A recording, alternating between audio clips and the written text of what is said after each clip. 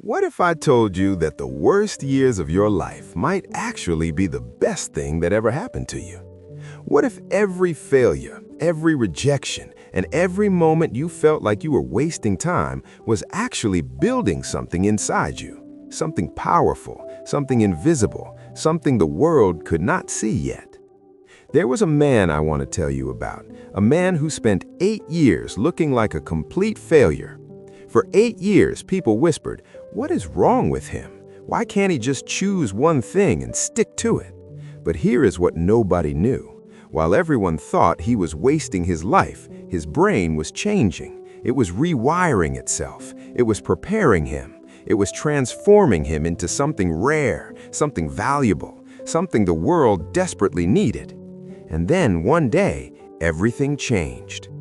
What if I told you that the worst years of your life might actually be the best thing that ever happened to you?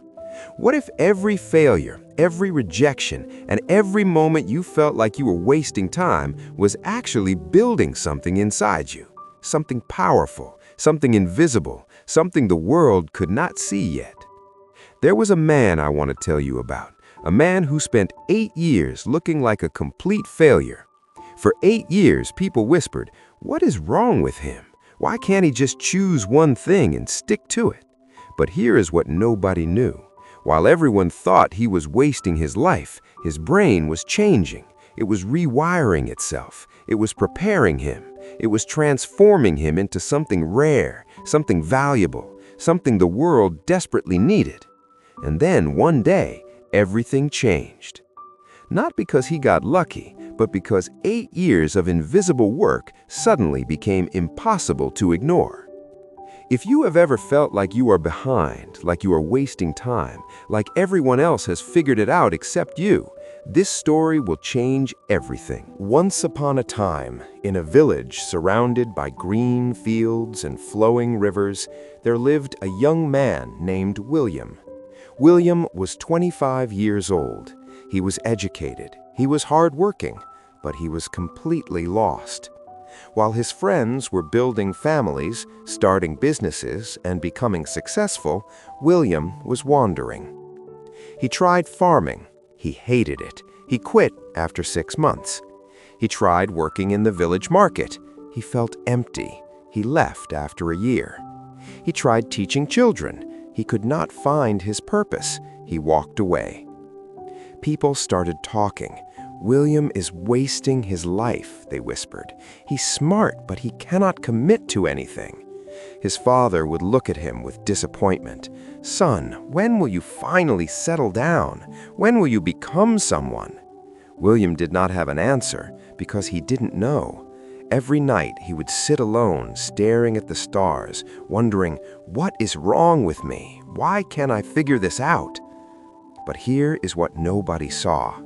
While William looked lost on the outside, something was happening on the inside. After leaving farming, William became an apprentice to the village carpenter.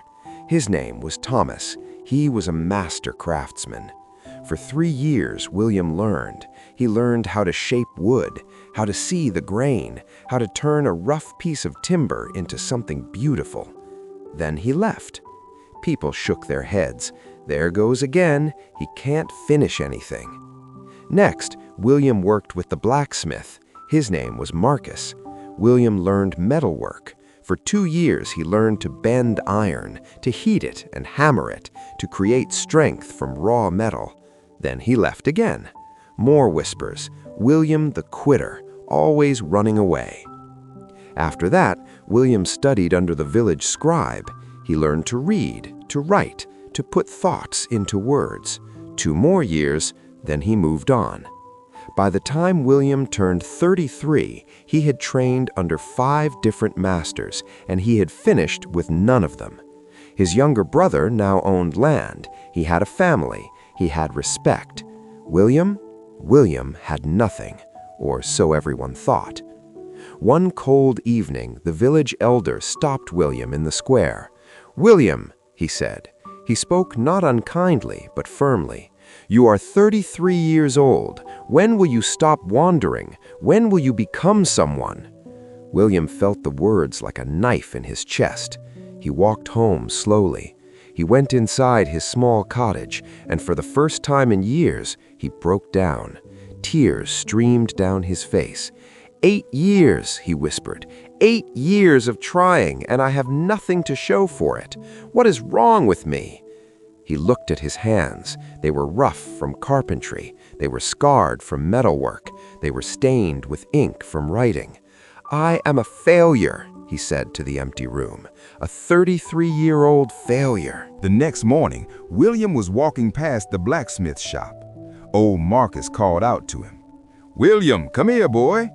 William walked over. His head was down. He was expecting another lecture.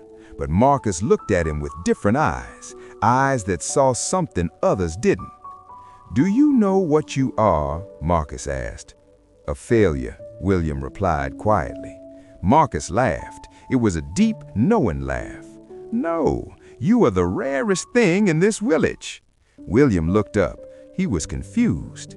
"In 8 years," Marcus continued, "you have learned from 5 masters: carpentry, metalwork, writing, trading, teaching. Do you realize what that means?" William shook his head. "Your brain has been rewiring itself," Marcus said. "Every skill you learned, every hour you practiced, it changed something inside your mind. You have been becoming someone new, someone the village has never seen before, someone with 5 masters' knowledge in one body." William felt something crack open inside him. "But I quit everything. I never finished." "You didn't quit," Marcus interrupted. "You were collecting, piece by piece, skill by skill. And very soon all those pieces will connect, and when they do, the world will need exactly what you have become." 3 weeks later it happened. A wealthy lord visited the village looking for craftsmen. He called a meeting in the square. Everyone gathered. "I need something built," the lord announced. "A grand entrance gate for my estate. It must have carved wooden panels, decorative ironwork, and inscriptions telling my family's story." The crowd murmured. The carpenter spoke first. "My lord, I can do the wood, but not the metal or the writing." The blacksmith stepped forward. "I can do the metalwork, but not the wood or inscriptions." The scribe raised his hand. "I can write the inscriptions, but I know nothing of carpentry or metalwork." The lord sighed. "So I need 3 different craftsmen? This will take months and cost me a fortune." That's when William stepped forward. His heart was pounding, his hands were shaking, but his voice was steady. "My lord," he said, "I can do all 3. The square went silent, then whispers, then laughter. "William," someone said. "William who couldn't finish an apprenticeship? William the quitter?" The Lord looked at him skeptically. "You can do carpentry, metalwork, and writing? All of it?" William's voice didn't waver. "Give me 30 days. The Lord studied him, saw something in his eyes, desperation, but also determination. "Very well," the Lord said, 30 days, but if you fail, you pay me for wasted time." William nodded. "I won't fail." William went to work. Day 1, he selected the wood. His hands remembered Thomas's teachings. Every cut was precise. Every angle was perfect. Day 10, he began the metalwork. His arms remembered Marcus's training. The iron bent to his will. The patterns emerged like music. Day 20, he wrote the inscriptions. His mind remembered the scribe's lessons. The words flowed like water. And as he worked, William realized something that made him weep, not from sadness, but from understanding. "I've been training for this my entire life. Every master I learned from, every skill I built, every year I thought I was wasting, it was all preparing me for this moment." The 8 years weren't wasted. They were the foundation, the training, the transformation. On day 30, William stood back and looked at his work. It was magnificent, beyond anything he imagined he could create. The Lord arrived. The entire village gathered. They were curious, they were skeptical, they were waiting to see William fail. The cloth was pulled away from the gate. Silence, complete silence.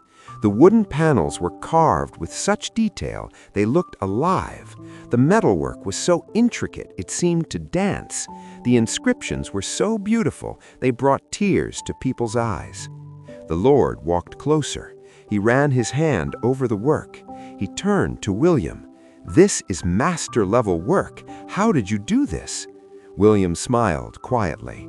"I worked on myself in silence for 8 years. While everyone thought I was lost, I was becoming." The village elder stepped forward. He was staring at the gate. "William, I had no idea." "Nobody did," William replied softly, "because mastery is not built in public. It is built in the dark, in the quiet, when nobody is watching." The Lord paid William more than he had ever seen. Word spread to neighboring villages. Suddenly, everyone wanted William's work, but William never forgot the lesson. 2 years later, a young man knocked on William's door. His name was Daniel. He was 22 years old. "William," he said, "I need advice. I am lost. I have tried 3 different jobs. I failed at all of them. Everyone says I am wasting my life." William invited him in. He gave him tea, and he smiled. "How old are you?" William asked. 22. "I was lost until I was 33, 11 years of wandering." Daniel looked up. He was surprised. "Every job you try, every skill you learn, even if you quit, it is rewiring your brain. You are not wasting time. You are collecting pieces, and one day those pieces will connect, and you will become someone nobody expected."